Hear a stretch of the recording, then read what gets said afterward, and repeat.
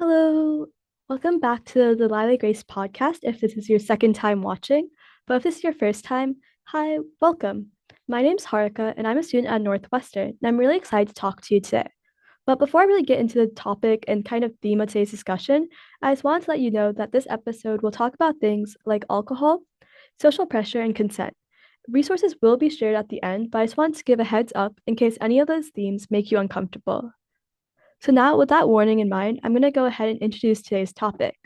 Today's topic is bystander intervention. So in this episode, I'll first kind of talk about what a bystander intervention is, define it, and kind of talk about the effect.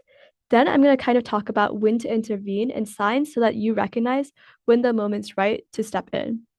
Then I'm going to kind of talk about how to step in and give you certain options and tools you could use and different routes you can take.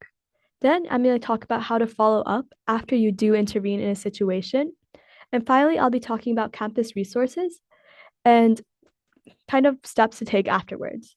So before I really get into it and go through each of those steps, I'm first going to kind of stress its importance by running through a scenario for you guys to realize how these types of situations are all around us as college students.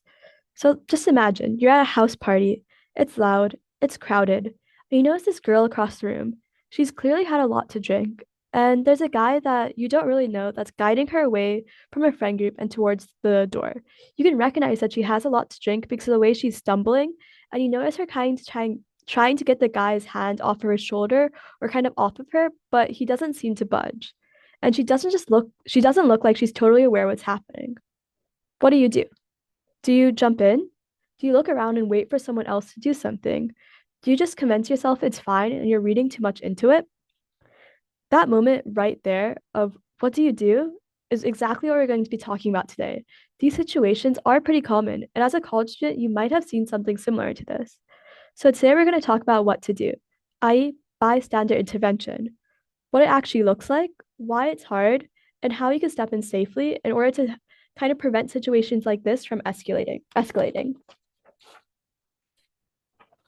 So kind of first, like I said earlier, what exactly is bystander intervention? Bystander intervention basically means that when you see a situation that could be harmful, you do something about it and intervene directly to kind of prevent it from happening rather than simply watching, or AKA be a bystander. I want to be clear, this doesn't mean you have to be a superhero. You don't have to punch a guy in the face to avoid being a bystander. Rather, you just simply have to notice and act in a way that fits the situation best.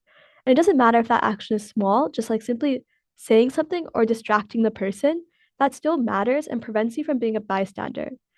And another important thing is that there's a psychological kind of phenomenon called a bystander intervention, which is that when you're in a crowd of people, like at a party, when you're not the only one, and you're witnessing something, people are less likely to intervene because they simply believe that someone else is going to do it for them. So it's really important to kind of avoid this and be the person that takes action, even if no one else around you is. Because after all, most of us aren't bad people. It's not like people want these things to happen. It's because we freeze, we second guess ourselves, and we don't want to be wrong, overreact, or risk kind of making it weird. But it's important to keep those feelings down and realize that intervening could mean the right thing happens. It's a lot better to intervene and be wrong than live with the guilt of not doing something when you knew something was happening. So, with that being away, let's kind of now move on to the next part, which is talking about warning signs and when to intervene and how to recognize if a situation is something that requires you to step in. And the most important thing is just like it isn't you being paranoid. And it's really important, like I said in the first episode, to trust your gut. If something makes you uncomfortable, it's probably best for you to intervene. But to give you more details, I'm just going to run through a couple of things you could look for. First, someone looking way more intoxicated than the person that they're talking with.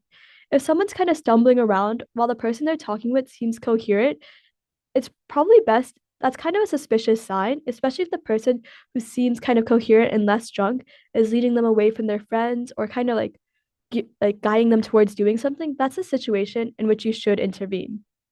Two, I kind of said this earlier, but if someone's being pulled away by from their friend group by a person they don't seem kind of comfortable with, like if a girl's standing with a group of other girls and this guy kind of comes up and starts slowly leading her away from that friend group, it's probably good that you intervene. Three, if someone just looks uncomfortable, As humans, we're pretty good at reading body language, and it's easy to tell. Even though they're smiling, maybe they're kind of pulling away from the person or trying to put distance, but the person keeps kind of getting closer to them and isn't respecting those boundaries. And you can see that they're uncomfortable. It's best to intervene in those types of situations. Four, the dynamic just seems off to you.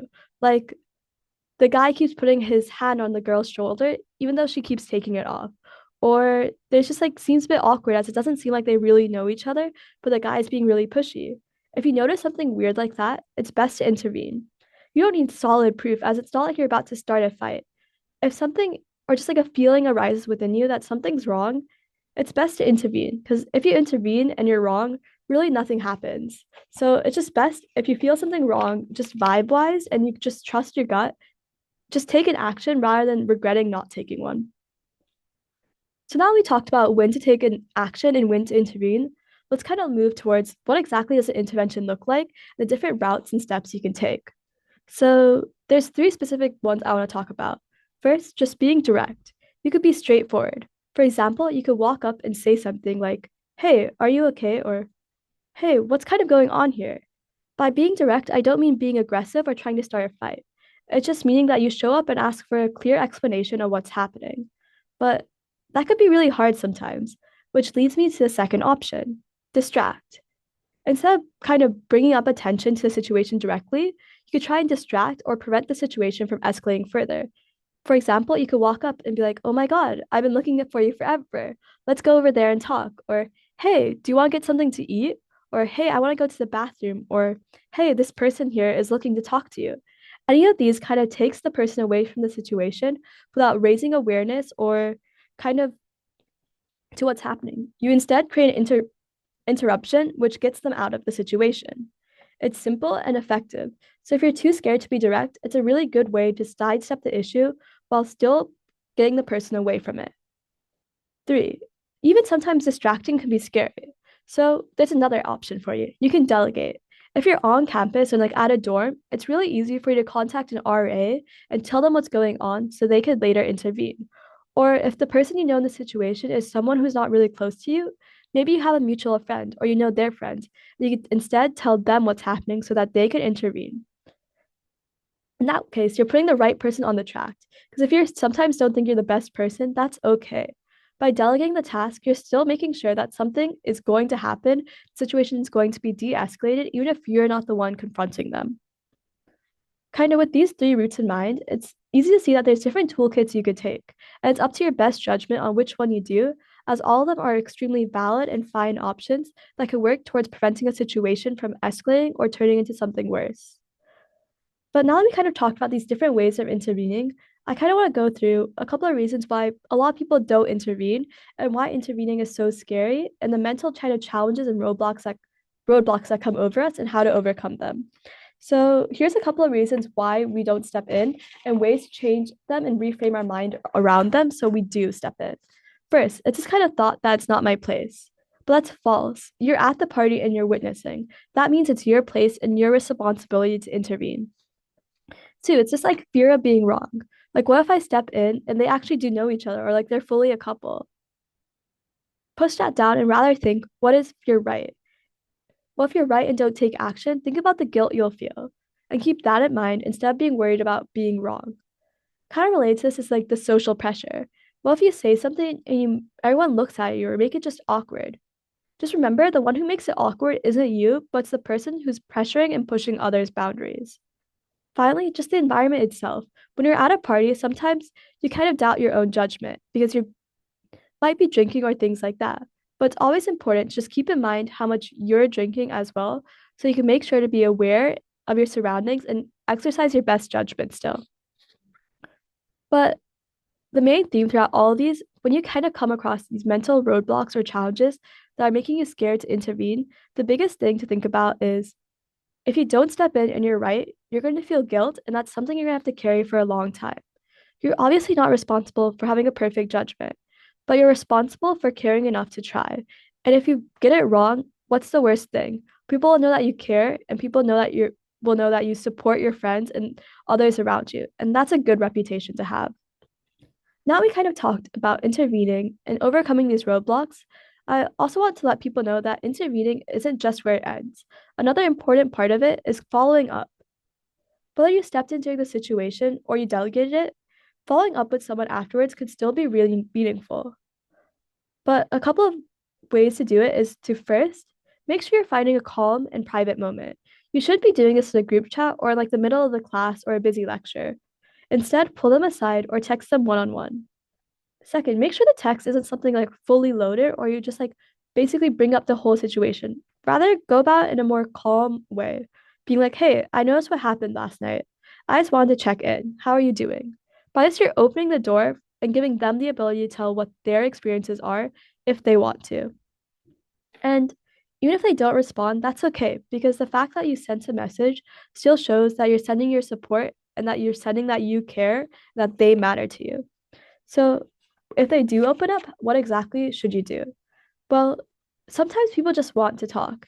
You don't need to have the right answers or try to fix anything. In fact, trying to fix everything can make it worse. If someone's just telling you their story, let them tell it to you and just listen and support them. Don't bring up resources or reporting if they don't seem comfortable with that. If someone decides not to report it, that's okay, and you shouldn't try to pressure them otherwise. But if they do want to kind of talk about their options, then you're free to bring them up. And if they say they're fine, just respect that and don't push. Rather, just let them know that you're there. And it's like, and let them know that if they do eventually want to talk, that you're still willing to listen, even if they don't want to talk right now, and respect that their decision and their feelings, rather than just trying to take control of the situation and push them to say something that they don't really feel comfortable sharing at that moment. And another important part of following up is that you shouldn't just be following up and checking in on the person that you intervened with during the situation. You should also follow up and check in on yourself. Intervening in something is scary, and it was a really brave thing that you have to do. And witnessing something difficult or being in that high stakes environment could stress you out and affect you a lot more than you think. So it's important to check in with yourself and how you're feeling. And if you do feel like you want to talk about it, go to a trusted official, like a counselor or someone like that on campus, to discuss about it and make sure that you're in check with your own emotions afterwards. So this has kind of been a long episode, but I just want to wrap up with a couple of campus resources. For example, here at Northwestern, I'm just going to explain the ones that we have. So at your college, you can see if you have similar ones. So first is CARE, which is Northwestern Center for Awareness, Response, and Education. They kind of help support survivors of sexual misconduct and can help you figure out next steps. So when you're checking in and someone wants to take next steps, it's a good resource to recommend to them. Another kind of thing is SafeRide. Northwestern has this app where it allows you to request kind of cars to take you from a party back to your apartment. If you feel uncomfortable walking or it's if you feel uncomfortable leaving someone alone and you want to help kind of take them home, it's good to look for ride shares or other options like this that your university offers. And finally, there's Northwestern's Counseling and Psychological Services, which is for mental health support, whether it be for you after you intervene in a situation or for a friend who you followed up with afterwards and want some support and advice. It's a good place to kind of direct them towards. So, with all that being said and done, I think it's important just to kind of keep all this in mind and just remember those three steps. First, you could be direct and directly say something. Second, you can distract and try and get the person away from that situation. And three, you can delegate. You go to a person that you think is better suited to address it and make sure that they're aware and that they act in an immediate fashion. And following that, you could always make sure to kind of check in with the person involved. And make sure that even though it might be scary, that you are intervening if you feel that something's wrong in your gut, as the guilt of not intervening will be way worse than just simply being wrong. So, with all that being said, I hope this episode was helpful in kind of providing you a definition of what bystander intervention is, when to intervene, how to go about intervening, kind of how to follow up after you do intervene, and finally, campus resources you could point someone to or use after you intervene in a situation. And I really hope that you guys are able to make it to the next episode as well. Bye.